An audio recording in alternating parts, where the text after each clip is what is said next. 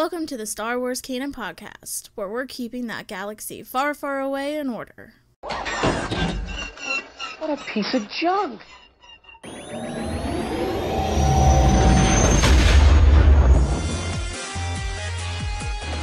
are stories about what happened. It's true. All of it. Now, here's your host, Brian Miller. Hello and welcome everyone to episode 6 of the Star Wars Canon Podcast. As you just heard, my name is Brian Miller. I'm the librarian here at the Canon Library and your host for this installment of the Canon Podcast. Sadly, Christopher Stully couldn't be with us this evening. He had a prior engagement that he told me he wasn't going to be able to be here tonight, so I'm just going to be winging this one on my own. It's been a while since I've done a show on my own. Kind of curious if I can still do it. So we've got a lot to talk about this particular week, a lot in the way of news. We're even going to focus on some things that happened during the break. But before we get into that, I want everyone to know the Canon Library and the Canon Podcast has taken its first steps into a larger world. Finally, the Star Wars Canon Podcast is available on Spotify. So if you guys have a subscription to Spotify, head on over, find the Star Wars Canon Podcast, give us a follow, a heart, a favorite, whatever it is. We'd love to have you guys as a follower. It's so cool to pull up my Spotify now and to see the Star Wars Canon Podcast on there. It's kind of surreal, really, when you think about it. But we've got that going on. We've also got a promotional thing coming up here very, very soon. For those of you who are interested, we're going to be selling military dog tags on the Star Wars Canon Library website with the Millennium Falcon Star Wars Canon Library logo on them. They're going to be $5 a piece, and all of the proceeds for those are going to be going to the Wounded Warrior Project. So definitely keep an eye out for that. I'll let you guys know on social media when those are available, when we get those made, get them ready to go, and when those donations are going to be able to be turned in. So keep an eye out for that if you're interested. We're going to be shipping those out here very, very soon. So without further ado, let's get into some news, man. Let's talk some Star Wars news. This is the part of the show where all we do is we go down, find a few news stories, kind of go through, pick them apart a little bit, and just kind of lay it out the way we see it. So the very first thing I wanted to talk about, and it's something that I think needs to be talked about, and it's going to make a lot of people upset, but this is my job. I got to tell you guys the good, the bad, the ugly, all of it. Whether you guys want to hear it or not, it's the truth. So the very first thing we're talking about, 2018. Biggest, most successful Blu-ray sales this year go to Star Wars Episode 8, The Last Jedi. I know a lot of people are shocked. A lot of people don't believe it. A lot of people think it's just some made-up story concoction to kind of save face for The Last Jedi. Look, love it or hate it, Last Jedi has the most successful Blu-ray release of 2018.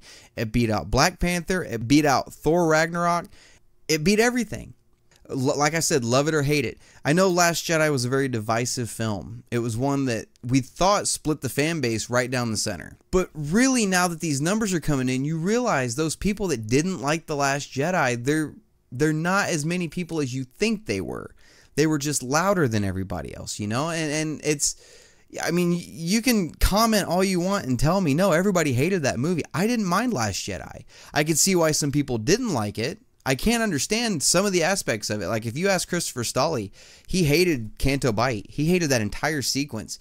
You know, there's certain things that didn't sit right with certain people. But you can't look at this and say that it's made up. Numbers don't lie, you know? So, Last Jedi, the most successful Blu-ray release of 2018, it's a surprise to me. Because I didn't think, I thought more people hated it than that. You know, it's a surprise, but a welcome one, you know, if you catch the reference. But it makes you wonder now going forward. We've got the Blu-ray release of Solo coming up very soon. You know, Solo only made 400 million worldwide. It makes you wonder what the Blu-ray is going to do for Solo. Now, I don't think it's going to beat Last Jedi. There's no way the Solo Blu-rays are going to beat Last Jedi. But I can't help but wonder what it's going to do, you know? I mean, because Solo was one of those films that I wasn't a huge fan of it. Kirsty liked it. She loved the crap out of Solo. But me personally, just it kind of fell dull for me, you know? And it didn't do it for me. So I'm still going to buy the Blu-ray, though. I'm still going to put it on my shelf. But you can't help but wonder what that Blu-ray sale is going to do. I'm excited to see it. I'm kind of dreading to see it. Really, if you think about it, I'm anxious. That's the word I'm looking for. I'm anxious to see how Solo is going to do with Blu-ray sales. But we won't know for quite a while, actually, until those sales really start ramping up, if they start ramping up. But time will tell. So as of right now, The Last Jedi is the most successful Blu-ray release of 2018. Love it or hate it, that's the way it is. So let's move on past that. Something else that's going to rile some people up. Lucasfilm President Kathleen Kennedy is set to receive the Irving G. Thalberg Memorial Award. For those of you that don't know, this is an award for your bodies of work. This is given to people with extremely impressive bodies of work in Hollywood and throughout their entire career. And you know, a lot of people, I've seen a lot of people bashing Kathleen Kennedy, saying she doesn't deserve this award, you know, because she screwed up Star Wars, you know, and you know, that's seriously unfair. Like I said, I'm not one of these people that's going to sit here and bash your opinion, tell you you're wrong. Everybody's entitled to their own opinion. All right, nobody is right and nobody is wrong. It's all subjective. But I will turn your attention to Kathleen Kennedy's, I guess you could say, her repertoire, her filmography, because she has worked on a lot of films that a lot of people hold very dear to their hearts. You know, I mean, just let me start back here. Let's just start 1981 with Raiders of the Lost Ark. She was an associate to Steven Spielberg. She worked on Indiana Jones and the Last Crusade, E.T., Poltergeist, Twilight Zone the movie, Indiana Jones and the Temple of Doom, all the Gremlins movies, Goonies, all the Back to the Future films, Young Sherlock Holmes, the list goes on and on. Who Framed Roger Rabbit, The Land Before Time, Joe versus the Volcano, which was an awesome freaking movie, by the way, Arachnophobia, Hook. Who here watched Hook? That was a huge film for when I was a kid with Robin Williams as Peter Pan.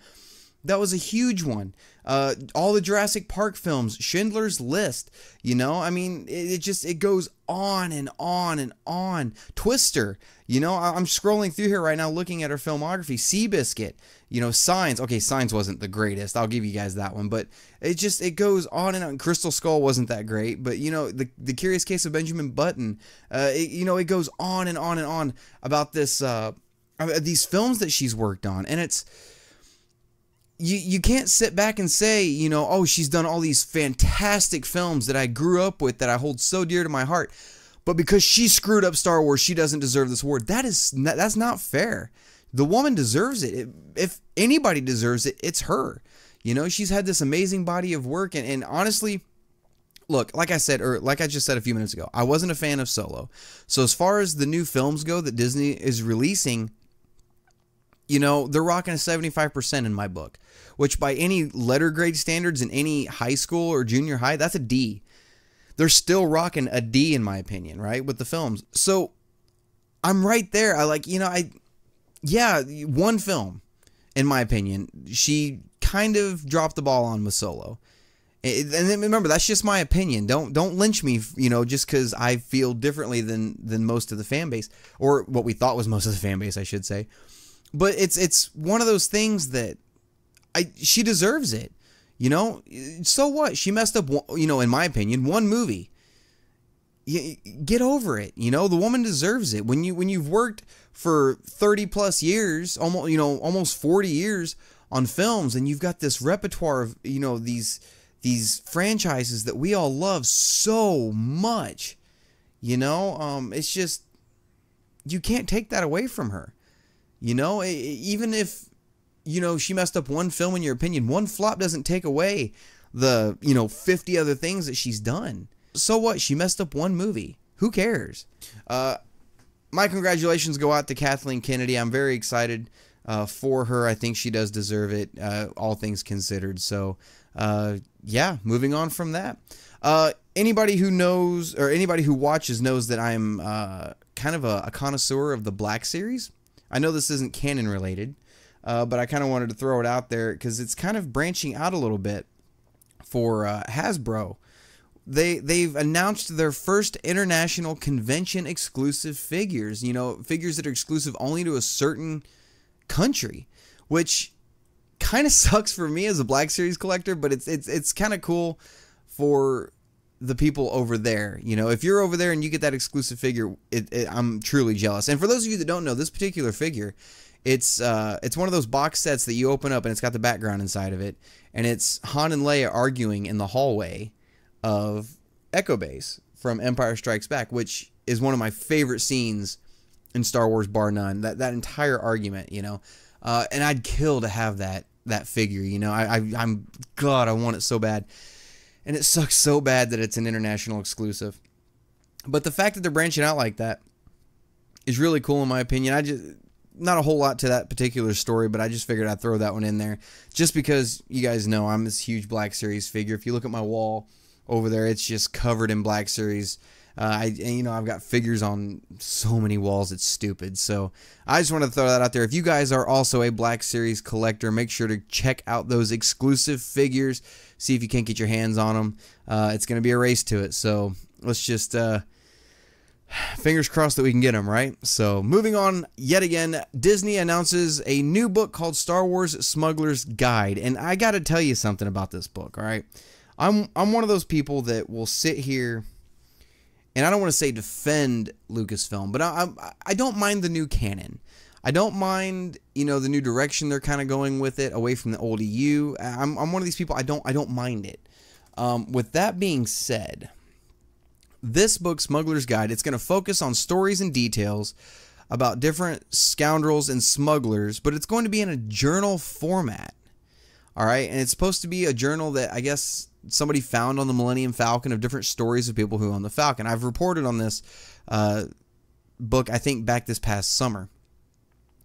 But it's due out October 30th, and the deluxe edition of this is right now on pre-order for Amazon for $99.99.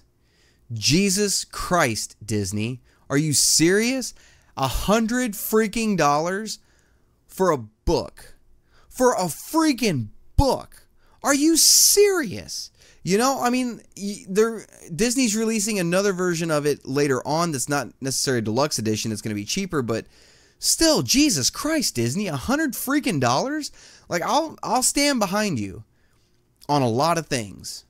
I will stand behind you on, you know, the way you handled Luke Skywalker in Last Jedi. I'll stand behind Han's death, spoiler alert, in case you guys didn't know, from Force Awakens.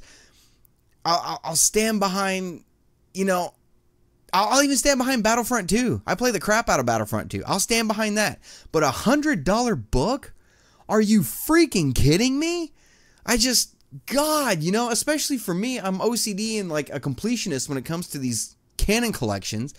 And now I've got to go drop $100 freaking dollars on a leatherback book with probably like 6 stories in it. Are you freaking kidding me? God, man.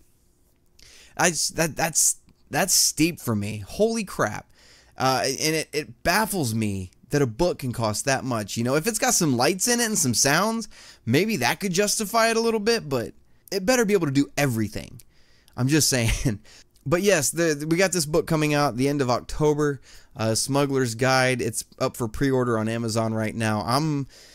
Oh God, I'm going to pick it up because, you know, for review purposes, but Jesus Christ, $100 freaking dollars. I hope you guys realize how much I love you. Man. Anyway, let's move on to some news that has got me excited. That's going to kind of take the bad taste out of my mouth with this Smuggler's Guide thing. This is something that happened during the break for the Canon Library over the summer. And I haven't got a chance to really give my thoughts on it.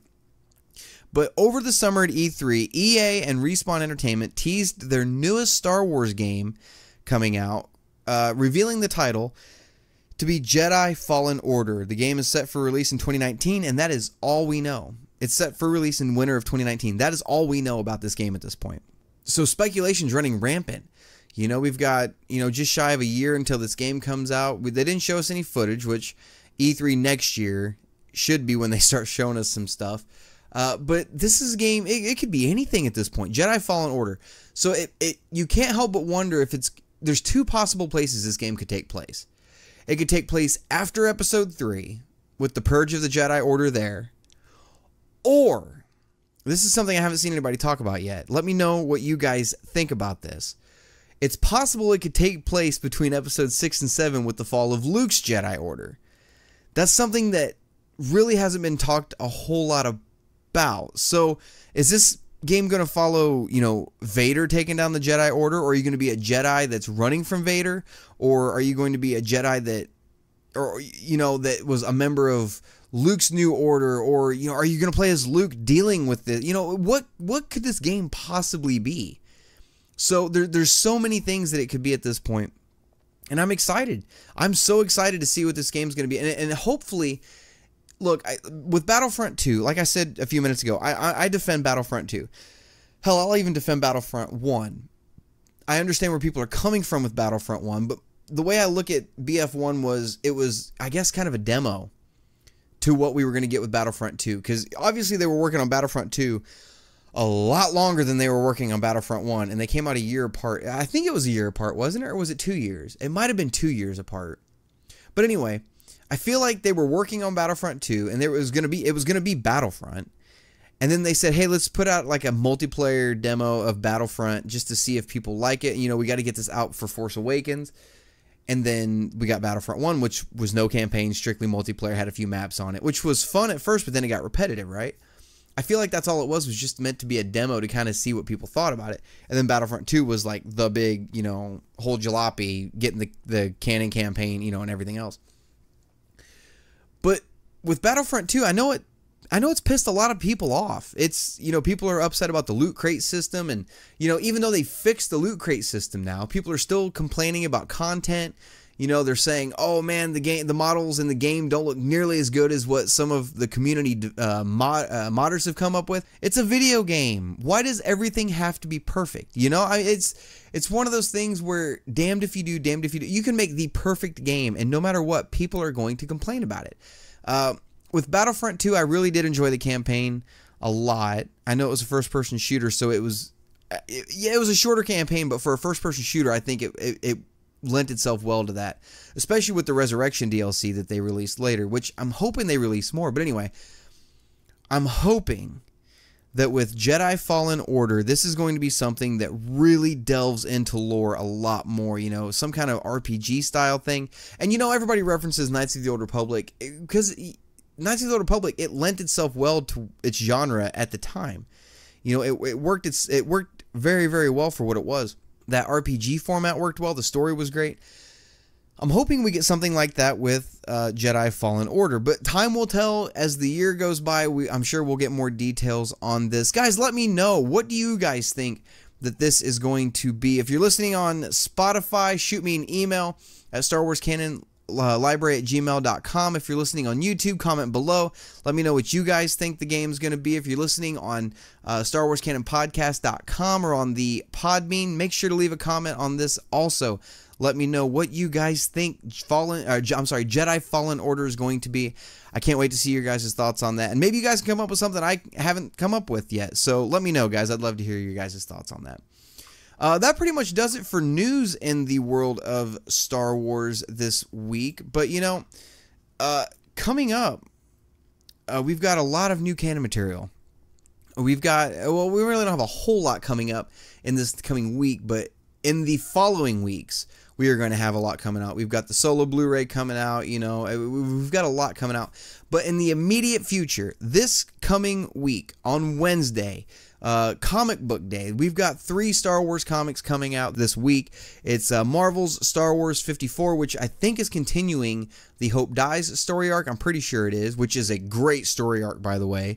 It's essentially the Rebel Alliance finally getting permission to use the Mon Cala ships for their fleet. Absolutely mind-blowing story so far. Definitely go check out Star Wars 54.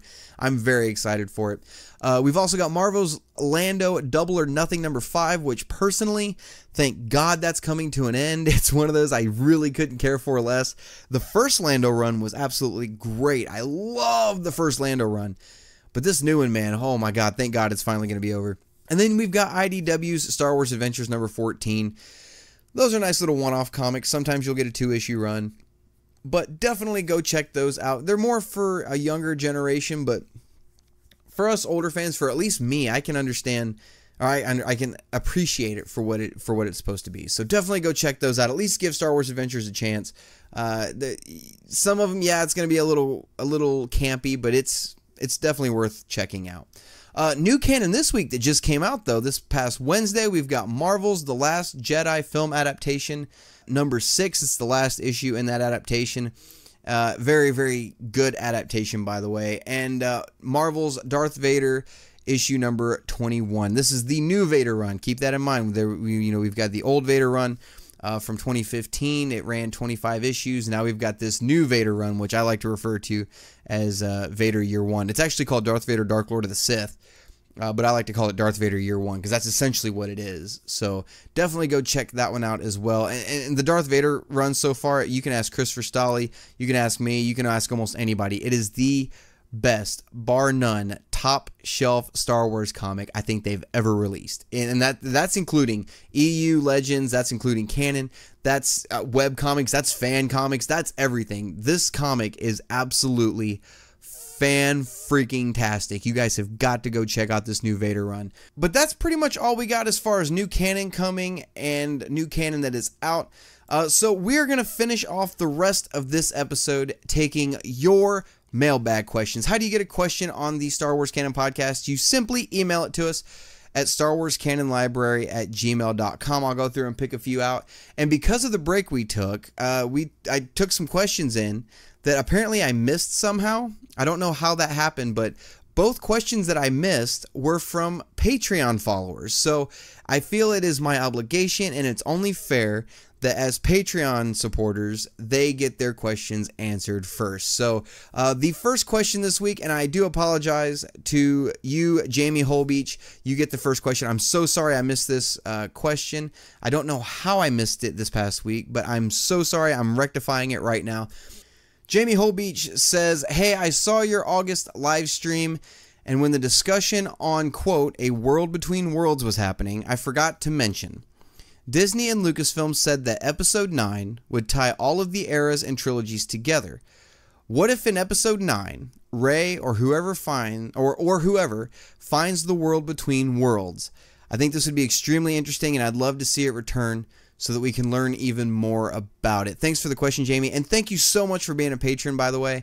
It does mean an awful lot to me. It really, truly does. By the way, if you guys want, go check out the Patreon page. I would love for you guys to check that out. If you guys are interested in helping support the Canon Library, you can show your support there. I would sure appreciate it. But Jamie, back to your question. What if they introduce the world between worlds in Episode 9?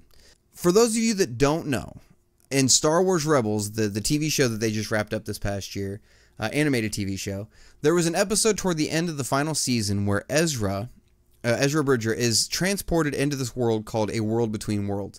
And it's not necessarily time travel, it's kind of taking yourself outside of what's going on. And almost in a breaking the fourth wall kind of way. And seeing everything happening in the entire Star Wars saga happening all at once. In this episode, you could hear Yoda talking, you could hear Rey talking, you could hear Leia, the whole "Help me, Obi-Wan Kenobi." You could hear that. You could hear Jin's motivational speech. It was all happening at the exact same time. It was utilized in a way in the episode. I'm not going to ruin it for you if you haven't seen the final season of Rebels, or if you haven't watched Rebels, and I don't want to ruin the ending of this particular episode for you.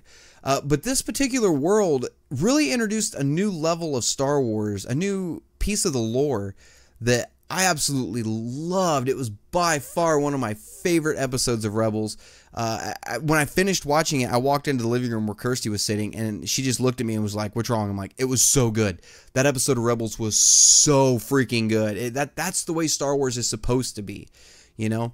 But it wasn't necessarily time travel they introduced, you know, but it was just taking yourself outside of time and space and seeing all this happen at once. That is something, I don't know how they would utilize that in Episode 9. I mean, you say, you know, bringing all the trilogies together. That is a way they could do it, but I don't know how it could be utilized. 'Cause, I mean, think about it. You just came off of Last Jedi, right? A lot of the fans don't watch the TV shows, Rebels, you know, a lot of the new Disney stuff. You could tell which fans do when you're sitting in the movie theater, because like in Rogue One, when the ghost popped up, you could see people going, "Oh, what the," you know, or, you know, when you see Chopper. Last Jedi did piss a lot of people off. You have to keep that in mind, all right? If they did something like that in Episode 9, and nobody knew that it was in the series, and it was just something they thought they introduced into the films, a lot of people would construe that as time travel and just say it was the dumbest thing ever. Now, you and me, we're the sweaties. We watch everything. We read everything. We know that this world exists now. And if it popped up in episode 9, I'd lose my freaking mind. I would, especially if you had Rey, let's say hypothetically, you had Rey walking down these walkways and she's looking through these portals and you see all these scenes from all the other films happening, from different points of view. You could see Luke and Vader fighting in Return of the Jedi or Empire Strikes Back, or, you could see Han, in his younger days, or from the Solo film, or stuff from Rogue One, or even stuff from the prequels. You could see all this stuff. Hell, you could even, wouldn't it be something if you could see some scenes also that only happened in the comics, and then you actually see them happening live action? Holy crap, that'd be awesome. There's so much that you could do with that particular world in episode 9, but I'm not sure how it would be. I'm not sure how well the fans would accept it. When I say fans, I mean people who haven't seen Rebels, who don't know about that world. I'm not sure how it's going to be received. You know what I mean? Like I said, I would love to see something like that. I think it would really add a good layer to Star Wars and to the lore. And as soon as that happens, oh my God, she could go back in time and keep Last Jedi from ever happening. That's going to be the first thing out of people's mouths. But yeah, personally, I'd love to see something like that, especially bring it full circle, connect it back to, Rebels. And what if even, Rey goes there and in the distance you see a young boy in Scout Trooper armor next to, Ahsoka running down the catwalk way off in the distance, and Rey's trying to get there, doesn't get there in time. Like, what if you even saw something like that? It's possible to see something like that, So, I would love to see that. That'd be really, really cool. And for those of you that haven't watched Rebels, you've got to check this show out. I'm actually rewatching Rebels and Clone Wars right now, going to do after shows. I know we didn't do an after show this particular week for the patrons, and I apologize for that. This weekend, we are going to be doing after shows. We're going to be talking about Droids in Distress on Rebels, and we're going to be talking about the Clone Wars film. So if you guys are interested in seeing those are patron exclusives. Make sure to head over to the Patreon and check those out. So thank you for the question, Jamie. That is something that I would absolutely love to see. I mean, what's not to love about that? Really, I mean, you're going to have people complaining no matter what they do, but you're going to have it. So you might as well just do it, roll the golden dice, and make it happen. So thanks for the question, Jamie. I appreciate it. The second question this week also comes from another Patreon supporter, Jack Mallard. Man, I'm so sorry. This is the question from back in May, and I'm so sorry I missed your question. I can't believe that I missed it, so I'm going to rectify that right now, just like I did for Jamie. Jack Mallard says, after seeing Solo, I loved it. I don't know how many people can say it's terrible. My question is, will there be a Solo 2 or a book to carry on from where the film left off due to the unexpected character reveal at the end? I'd love to find out what happened to certain characters after the end of the film. Also, I found the trailers misled me a lot regarding the focus of the film. Love the videos. Keep it up. Thanks for the question, Jack. And thank you, man, for being a Patreon, by the way. And, let's talk about Solo for a few minutes, all right? Because this is one of those films that, again, it kind of divided the fan base, but not nearly as badly as Last Jedi did, With Solo, it was just, Solo was the fallout of what Last Jedi was, So, at least from the fans' point of view, I even saw the word sacrificial lamb used at certain points, Even people looking at the Resistance trailer, that thing's had so many thumbs down. There were people commenting on other YouTubers that I watched saying, oh, I gave it a thumbs down without even watching it because of Last Jedi. How fair is that, So with Solo wasn't, in my opinion, Solo wasn't a bad movie. It wasn't really high on my list, but it was a movie, So I get where they were coming from with it, and there are certain parts of it I absolutely loved. The cameo you're talking about, holy crap, blew my freaking mind, So that cameo, I believe, was the beginning of a new story arc for that character. Everything else with that character had already been wrapped up and resolved. Every other story arc that character was involved in was wrapped up. So I think that was the beginning of a new story arc for us to slowly get the details to you, right? And I think the way that it was going to go, I think what they had planned was a Solo film, a Lando film, and then maybe something else. Like, I don't want to say Obi-Wan, but something else along the lines of like the underworld, right? That maybe brought that whole thing full circle. And you'd have this little trilogy of like, you know, the Underworld Smugglers trilogy. But throughout it all, you would have this subplot, this underlying subplot of that character. I don't want to give it away. I know most people already know about it, but I don't want to give, just in case you don't know. But I think that character is supposed to have a subplot throughout all three films. I think that's what it was supposed to be. But now we're not going to get it. So is there going to be a Solo 2? I doubt it very seriously. And is that story going to carry on in a book? I don't know, because a lot of the people who, I mean, essentially boycotted Solo because they didn't like Last Jedi, a lot of those people have the attitude, why should I have to read a book to get the story? You know, a lot of people have that opinion. I'm not one of them. I don't think you're one of them. But would I like to see a book continuing that particular subplot or that character's arc? Yeah, I'd love to see that. That's something I would absolutely kill to see. You know, because I can't get enough of that character. It would be absolutely great, especially in that time period, in that setting with those characters, you know, and those events happening. It'd be absolutely awesome. Now, as far as what you said with the trailers, misleading, I can kind of see that a little bit. The trailers kind of led on that, I don't know, you're right, the trailers did let on that it was going to be kind of a different film than what we got. I think a lot of that had to do with, you know, editing changes last minute. You know, I don't think it necessarily had anything to do with the directors changing, because I was way earlier in the process before we even got a trailer. But it makes you wonder what parts of that were Lord Miller and what part of it was Ron Howard. But you're right, the trailer did mislead a little bit. It made the train heist seem to be like the main heist that was happening in the movie. You know, we knew the Kessel Run was going to be in there. We just didn't know in what context it was going to happen. You know, the Kessel Run wasn't even what I was expecting at all. You know, it's just some things in there didn't really go the way that they kind of portrayed that they were going to go. But still, it's one of those things where, you know, it's been a while since I watched the Solo trailers. I might go back and rewatch them and you know, and kind of compare them to the film. I mean, the film comes out on Blu-ray, you know, in a couple weeks. I've only seen Solo once. I'll say that much. I've only seen Solo one time, so I really need to watch it again and kind of keep an eye out for certain things and stuff to kind of get the flow of the film again. But yeah, I'm right there with you. I don't feel like you're wrong on that. I feel like the trailers were misleading. But as far as a Solo 2, I doubt that's going to happen. If they're going to carry on that story, they're going to do a Darth Maul novel at some point. I'm almost willing to bet we're going to get... Well, I guess I just gave it away, didn't I? I'm sorry, everybody who didn't know about that, for however many, you know, however few of you there are. But I'm sure there's going to be a Darth Maul novel somewhere down the road.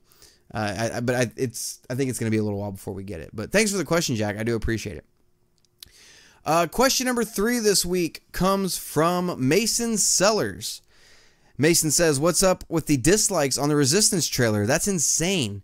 I mean, I get why people don't like it, but that bad? Really? What are your thoughts? For those of you that don't know, thanks for the question, by the way, Mason. For those of you that don't know, the trailer for Resistance dropped, which is Dave Filoni's new animated series. And if you look at the likes on it, it's like 11,000 likes and like 70 some odd thousand dislikes. Hey, you know, actually, I haven't looked at it in a while. Hang on, I'm going to look at it real quick. But it's almost mind-boggling how badly it's hated. You know, hang on, I'm pulling it up right now. Let's see here. On Disney's YouTube channel, it has... Okay, so it's different now. Wow, it's actually worse. Okay, so right as of the moment of this recording, the trailer, the first look trailer for Star Wars Resistance has 1.4 million views. And out of those 1.4 million views, plus some, because, you know, we've got people liking and disliking without even watching it, 12,481 thumbs up and 120,584 dislikes. Literally 10 times more dislikes than likes. Literally, let that sink in. Literally 10 times more dislikes than likes. That is insane. All right, that's crazy. That's worse than even the Ghostbusters Answer the Call trailer, and that was a huge deal. Like, that pissed a lot of people off. This is insane, and I think a lot of it. Look, am I hyped for Resistance? Personally, no, I'm not. I haven't liked or disliked this trailer on YouTube. I'm not hyped for it. It's just, I think how should I put it? I don't think it's what a lot of us thought it was going to be. I think a lot of us thought it was going to be in the veins of a Clone Wars or Rebels, which, granted, were also children's shows, but they got dark. Rebels killed some people off. Clone Wars killed some people. They got really dark for animated series. So I don't see that happening in Resistance, especially since Resistance takes place 6 months before Force Awakens. How long could this possibly run? Before it starts running into Force Awakens. But I'm not really like super stoked for Resistance, but I cannot believe that 120,000 people dislike this trailer when only 12,000 people give it a thumbs up. That's insane. Like I said, I think it's because people thought it was going to be something different. To me personally, it doesn't look or feel like Star Wars to me. It's too colorful. You see jumpsuits you've never seen before. It's kind of too hooray, and it's going to be one of those things where at the end of every episode, it's, well, kids, what did we learn? And it's, God, man, like, I really was hoping Resistance was going to be something, that kind of was the sequel series to Rebels, because of the way, to Rebels, because of the way Rebels left off, right? So I don't want to say I'm surprised, because I'm not, but at the same time, I'm surprised that it's that, unbalanced. It's crazy. So I don't think Resistance is going to do that well. To be completely honest, I see it going for maybe a season, maybe two, and I see it shutting off. The only reason I'm even remotely hyped for Resistance is because of Dave Filoni, because of what he's done with Clone Wars, because what he's done with Rebels. Dave Filoni, everything he touches turns to gold. Even with Rebels, we thought there were filler episodes in Rebels. There were no filler episodes. It eventually all came back full circle. Everything mattered. Even the space whales. The only thing that didn't matter was the puffer pigs. Could have done without those, but I digress. Dave Filoni, I trust Dave Filoni. And I trust that this is going to have some good story elements to it. It's just the format that it's in, I'm not sure is going to go over well with fans. And fans are saying that they hate, it shouldn't be that childish. Well, we've got the Freemaker adventures for children, Why can't we have another TV show for children? Why not? Why does everything have to be for the adults? Why can't we have something that is for the younger generations? I don't mind that it's for the younger generation. I just wish they'd have told us that from the get-go. Hey, guys, you might want to, put the brakes on your expectations, put them through the windshield, because this isn't going to be what you think it's going to be. I feel like they should have done that. And had they done that and then this came out, I wouldn't have had that big of an issue with it. But this trailer is not what I was expecting. So, I don't know what's up with the dislikes, though. I mean, Star Wars fans, look, you got to look.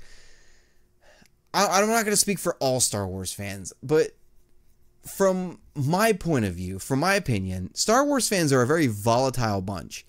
It's a chemical mixture where if you shake it up too freaking much, it's going to explode. And you got to walk this fine line. No, you're never going to please everybody. Keep that in mind. You're never going to please everybody. So you just do what you do.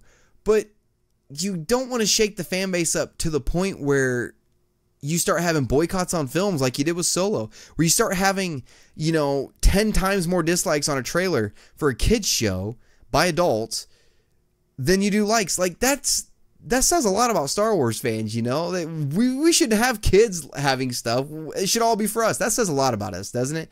If you're one of the people that dislike that trailer, I don't blame you, but at least dislike it for the right reasons. That's all I ask. At least boycott a film for the right reasons. At least say, somebody doesn't deserve an award for the right reasons. Nobody's doing it for the right reasons. So I don't know what's going on with it, and I guess the future of Resistance is kind of up in the air at this point. I don't know. So, guys, let me know on whatever comment section it is, whatever format you're listening to this podcast. Let me know in the comments section or email me at StarWarsCanonLibrary@gmail.com. Let me know what you guys thought of the Resistance trailer. It's one of those things that, man, you either like it or you don't. you know? So let me know what you guys think. Question number 4 this week comes from Jamie Parrish. And Jamie says, hey, Brian, is there any reason at all right now that the Legends, quote unquote, Old Republic stuff couldn't be made canon? I really love those books and would love to see the return of Darth Bane and Darth Revan to canon. Loving the new podcast. Keep up what you're doing. Thanks for the question, Jamie. And first off, I'm going to address something you said in the email first. First off, Darth Bane is canon now. The novels are not canon, but the character itself is canon at this point. He's been reintroduced into Clone Wars in some of the last episodes of Clone Wars that we have at this point in the Lost Missions. And so the character himself, Bane, is canon, which, by the way, he was voiced by Mark Hamill. Fun trivia fact. But as far as Revan goes, and remember, those Darth Bane books are not canon. Just the fact that he created the Rule of Two and that he did exist. But as far as Revan goes, he's not canon yet that we know of. There's a kind of a up in the air frame from a 5-issue run called Obi-Wan and Anakin that came out a couple years ago that's got one frame in it that kind of looks like a hologram of Darth Revan, but there's been no confirmation to it. Some people look at it and go, holy crap, that's Revan. And some people look at it and go, no, that doesn't look anything like him. So it's kind of in the air. It probably isn't, but it's fun to speculate on. As far as Revan being canon, he's going to be canon at some point. I guarantee it. It's a matter of time before Revan is made canon. And I feel like, look, they brought Thrawn back, which was a fan favorite from the EU, from the Legends. Why? They know fans are clamoring for Revan. We're going to get Revan at some point. But as far as the books go, you ask if they could be made canon. As of right this moment, with what we know, because they may have they may have plans for a canon Old Republic that we don't officially know about yet. So as of right now, with the way canon stands as it is, and with what we know, no, there's no reason whatsoever that Old Republic cannot be made canon. They could come out tomorrow and say that the Old Republic novels and the Legends, all of them from Dawn of the Jedi up through, let's say Darth Plagueis. There's no reason whatsoever they can't come out and say everything that happened right there is canon. And that would include a lot of books. That's Lost Tribes of the Sith. That's, the Old Republic novels like Deceived, and Fatal Alliance, Annihilation, and, that includes Red Harvest, Knight Errant, which wasn't really great, but and the Darth Bane trilogy. It does include all of that. So there's no reason they couldn't come out and say that, yes, that's canon. And I think they know fans want it, but there's a reason they haven't made it canon yet.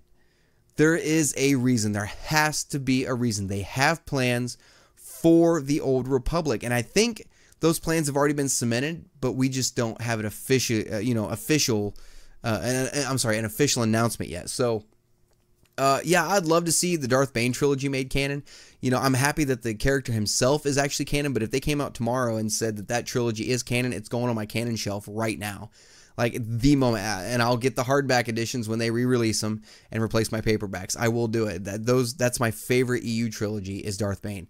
And Revan, if they came out and made Revan canon, then that leaves speculation. Well, is Knights of the Old Republic canon?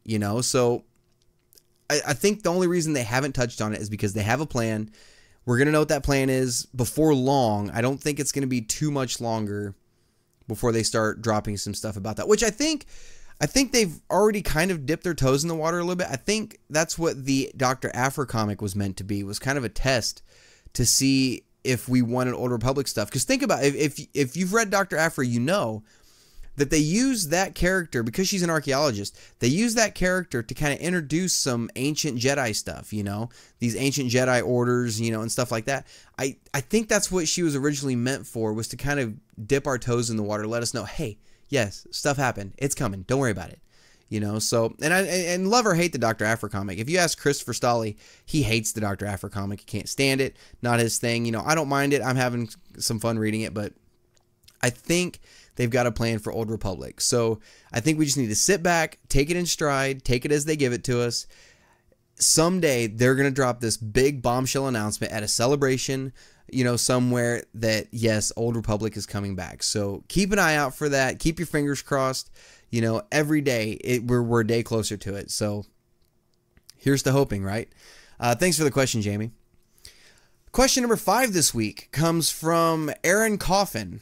And Aaron says, I love Cad Bane, one of my favorite Star Wars characters ever. My question is, do you think we'll see him again? And if so, how would you like to see it go down? Thanks for the question, Aaron. Hey, Ron. Yeah, dude, Cad Bane, I absolutely love Cad Bane. For the longest time, Boba Fett, I was one of those guys. I jumped on the bandwagon. Boba Fett was my favorite character. My favorite bounty hunter, bar none, right?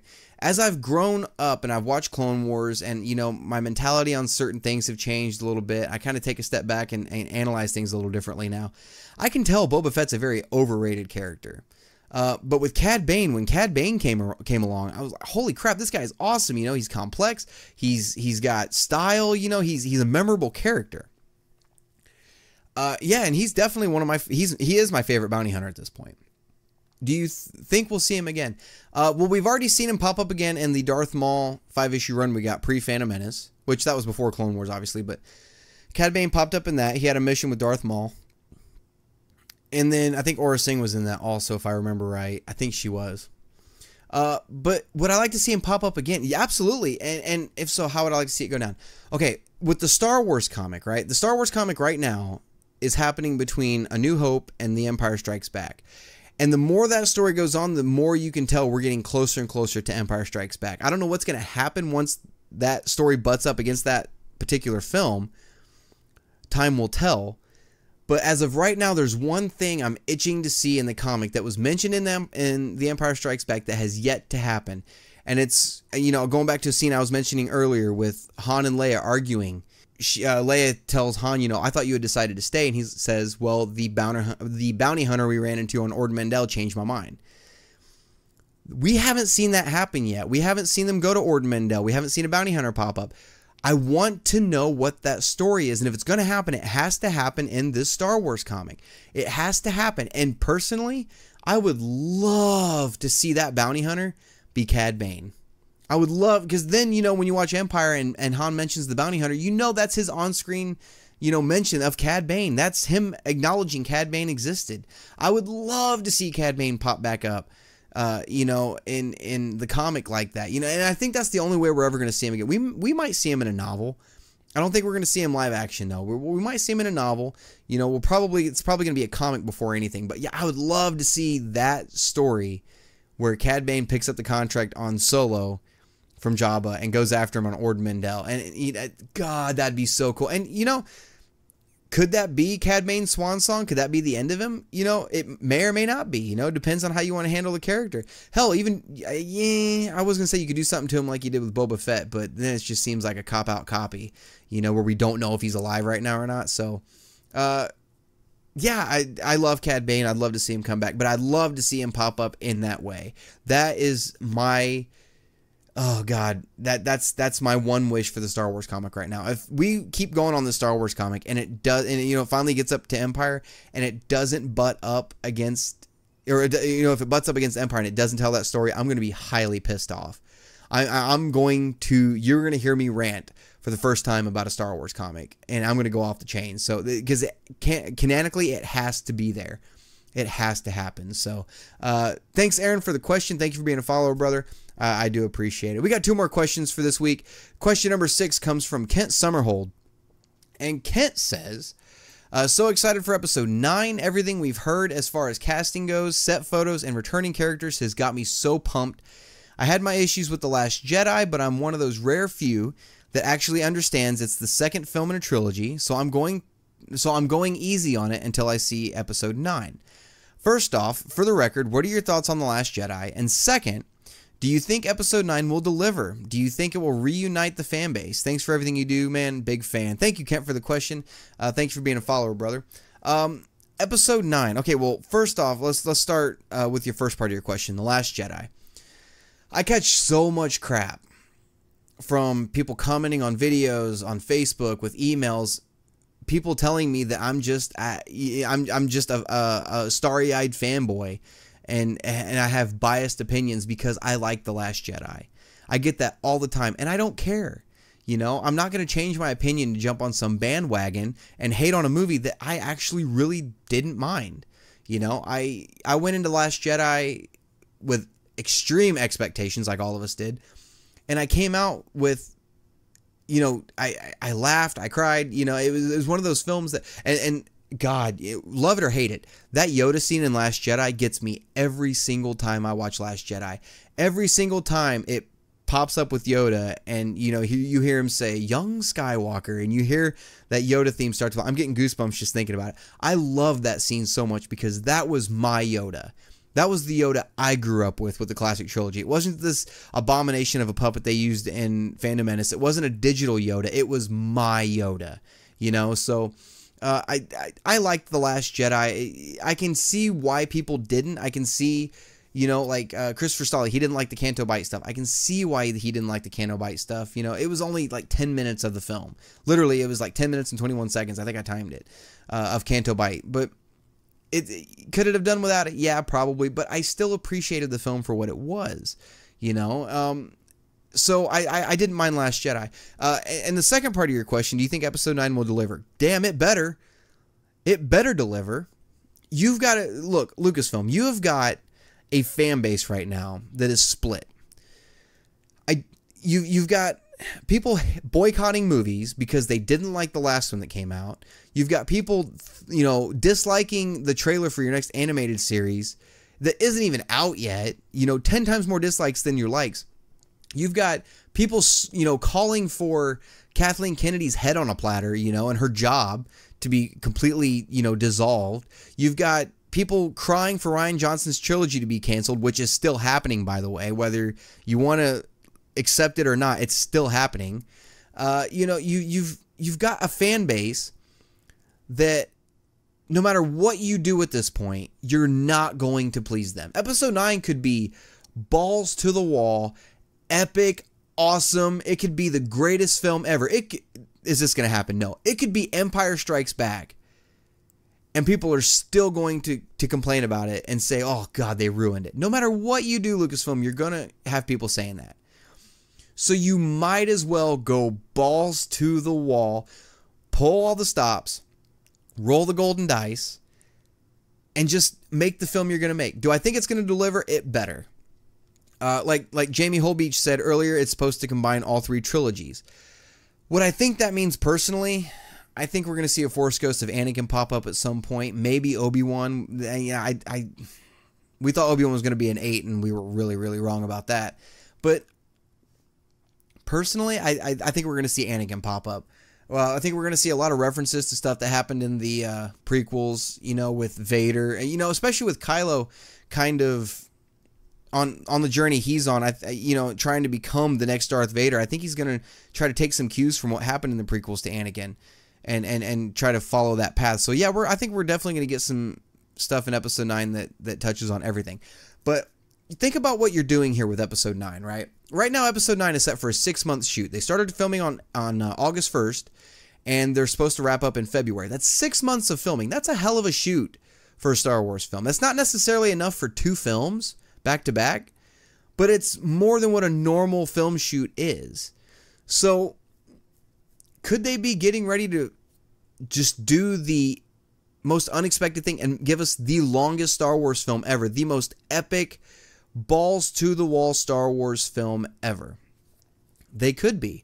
There's a lot of stuff they got to cover in this film. You've got to wrap up storylines that you've had going for, you know, 2 films already. You've got to wrap up storylines that you introduced in the last film. You've got to maybe fix some stuff that pissed off fans in the last film or in the last 2 films. You know, you've got stuff that you might want to retcon from, you know, the prequels or the classic trilogy, you know, stuff that, well, not necessarily retcon, but, you know, stuff that you want to explain away, you know, plot holes to fill. You've got 1 film to do this. If you're not going to split it into episodes 9 and 10, you've got 1 film to do this.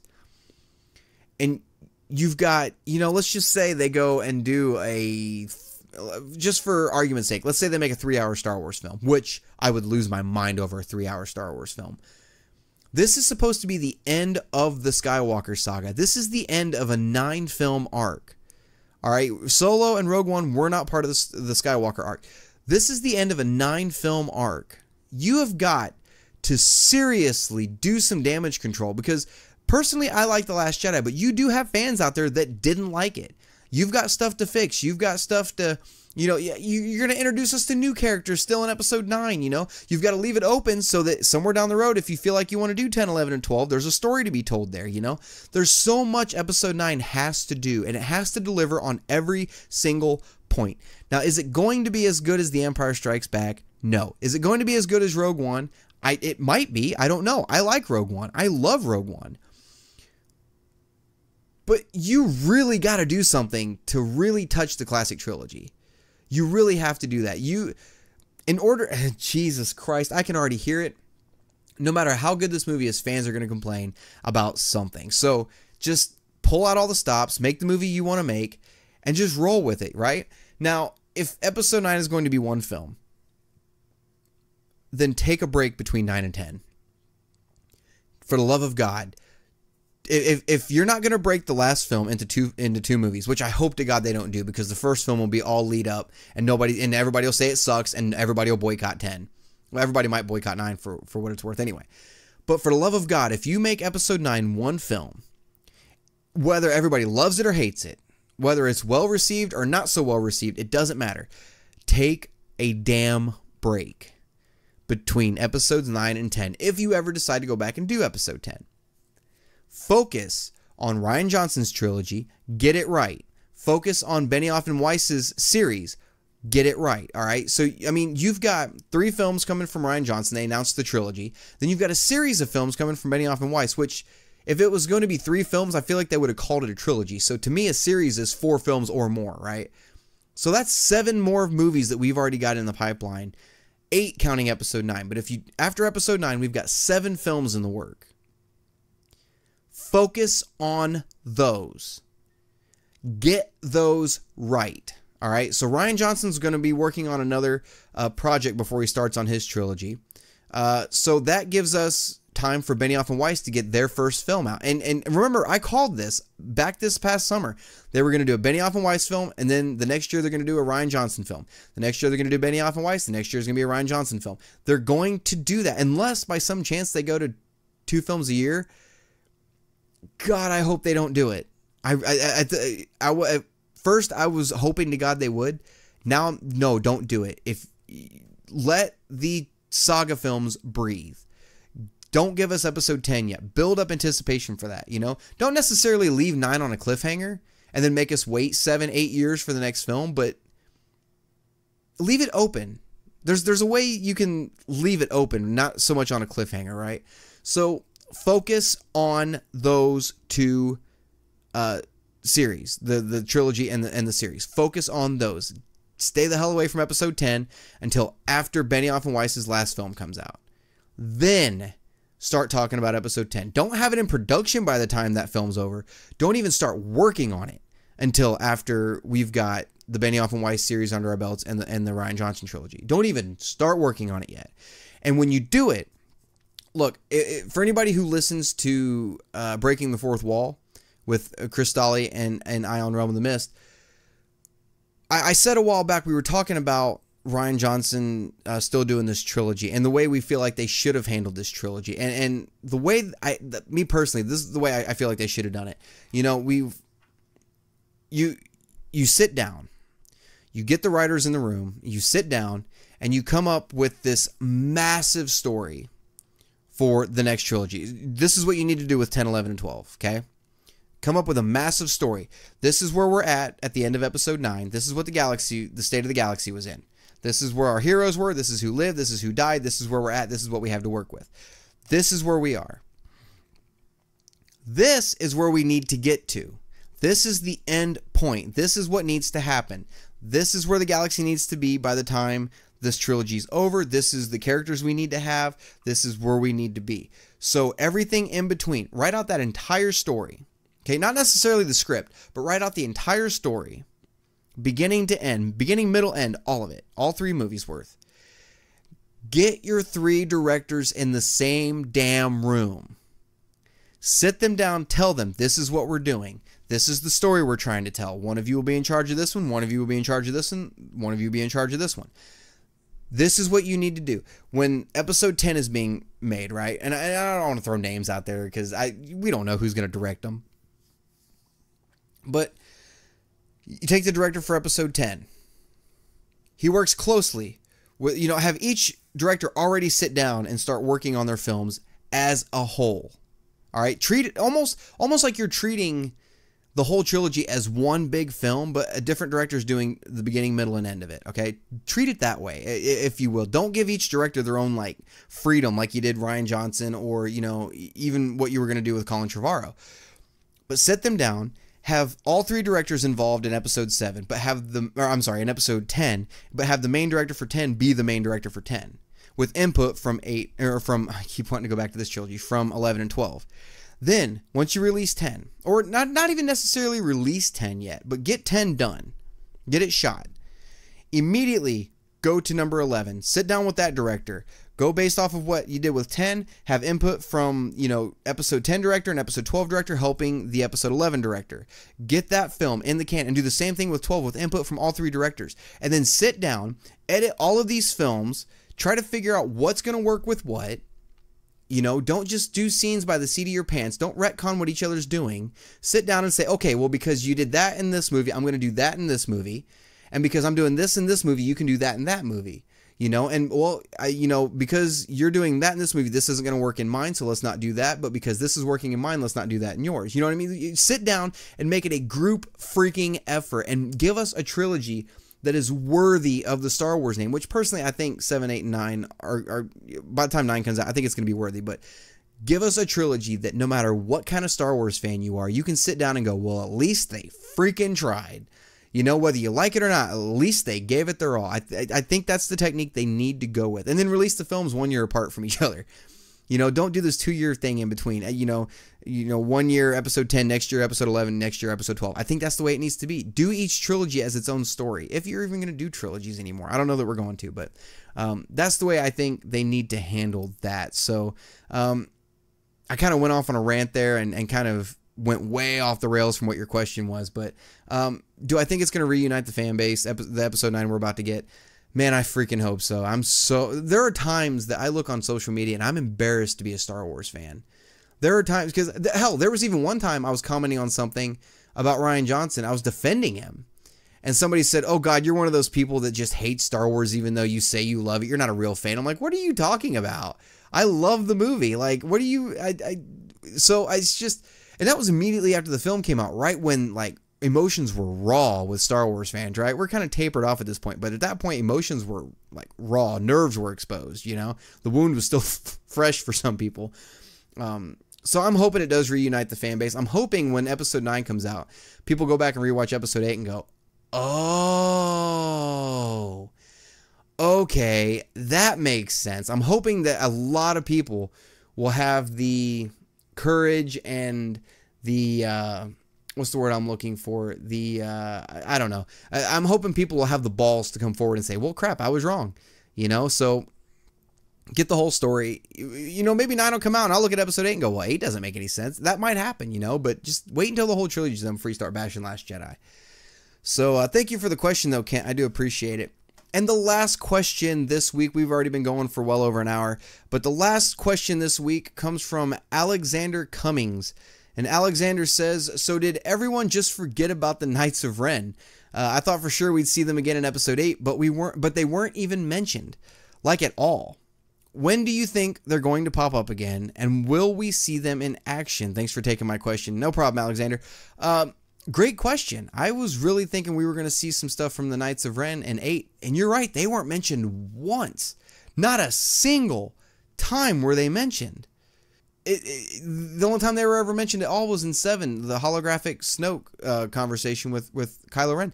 That was the only time they've ever been mentioned. But the only other time we've seen them once in The Force Awakens, and it was during Rey's flashback scene or flash forward scene, whatever. It was both. During her Force vision. During that vision, we saw the past. We saw, her on Bespin. We saw the destruction of Luke's temple. We saw her being left on Jakku. We saw all these things, but we also saw the future. We saw the Forest on Starkiller Base and Kylo being there. But there's one scene we haven't seen yet in any film yet that we don't know exactly where it goes, and it's the scene with the Knights of Ren where Kylo saves Rey's life. We presume he's saving her life. But we haven't seen that yet. We haven't seen them in the pouring rain on some planet with lightning all around him, with some temple in the background, with the Knights of Ren, Kylo with a lightsaber, with his helmet, which is destroyed, by the way, which, granted, we thought was destroyed at the end of Force Awakens, too. We thought it blew up a Starkiller, but he had it in 8. But we don't know where that scene takes place. I'm assuming it takes place in the future. But, you know, to quote Yoda, the future is always in motion. Or, I'm sorry, always in motion the future is. Anything could change, you know? I mean, it's maybe JJ had a plan for that. Maybe he didn't. Maybe it was something that he was like, I'm going to throw this. We don't know about certain details of whether he had a plan for it or not, you know? Do I hope we see the Knights of Ren? Oh, God, yeah. Do I hope we see that scene? Yeah, not necessarily in that detail. Because, like, think about the way Disney likes to handle flashbacks and flash forwards and stuff like that. Okay, let me think of an example. Like in the Marvel Universe, right? In Avengers Age of Ultron, Tony Stark has this vision. Now, granted, Scarlet Witch gave it to him, but Tony Stark has this vision of this platform floating in space. Everybody's dead on it. You know, Cap's dead, Hawkeye's dead, Widow's dead, Hulk's dead. They're all dead, right? And you've got this weird, like, layout, like, where they're laying on these, like, almost like steps.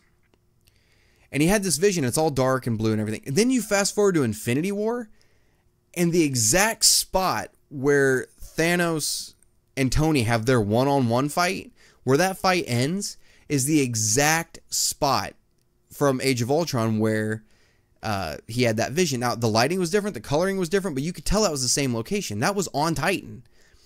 So, could they do something like that with, you know, the vision from Force Awakens, where maybe it wasn't raining when that happened, you know, or maybe it was a different planet, or maybe he didn't have the mask on when it actually happens in the future, or, you know, something like that. Details can change, you know, just because you have a vision of something that, like, Luke had this vision of, you know, Han and Leia on Bespin, and he couldn't see the end of it because the future was always in motion. So things change, you know, just because you see the future now doesn't mean that's what's going to happen, you know? So, you know, there's a lot to take in with that. And as far as the Knights of Ren go, yeah, I think we're going to see him in action. I think that's going to be one of the biggest action sequences in Episode 9, bringing the Knights of Ren onto the full screen and actually seeing them in person. And personally, I think they're the Jedi that Kylo took from the temple.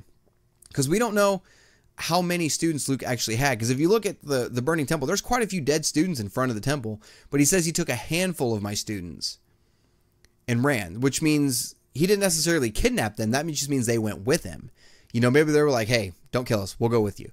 Maybe they became the Knights of Ren. Who knows? You know, I mean, in the vision, we didn't see them all with lightsabers, but that doesn't mean anything, you know? So it's interesting to think about. I wish we'd have seen at least heard a mention of him in Episode 8, you know, but sadly we didn't. So yeah, I'm hoping we do. Hey, Alexander, thank you for being a follower, man. I hope that answers your question. Guys, that's going to do it for this episode of the Star Wars Canon Podcast. Thank you guys so much for tuning in. Make sure to check out the website for the Canon Library at StarWarsCanonLibrary.com. We've got a complete chronological timeline there of all the canonical events, cover art for every novel, comic, film, and television show, as well as a list of upcoming canon that you can find there. There's also a contact us page. You can email us from there. Make sure to check out the Canon Podcast website, StarWarsCanonPodcast.com. Maybe you already checked it out. Maybe that's where you're listening to this at. That is the main home of this podcast. Make sure to check out the Facebook page as well. Every month we do live Q&As and we give away a little something at the end of it. This past month we gave away a copy of Thrawn Alliances to one lucky viewer. So make sure to tune in for those. Find us on Facebook. Give us a like so you know when those videos are coming. Also, make sure to check out the Patreon page as well for more exclusive content like the after shows, novel discussions, Jedi issues, which I'm going to be beginning very soon. We're going to be talking nothing but Star Wars comics. Keep an eye out for that. Make sure to follow us on Twitter at SW Canon Library. I haven't been very active on the Twitter, but I'm going to change that now.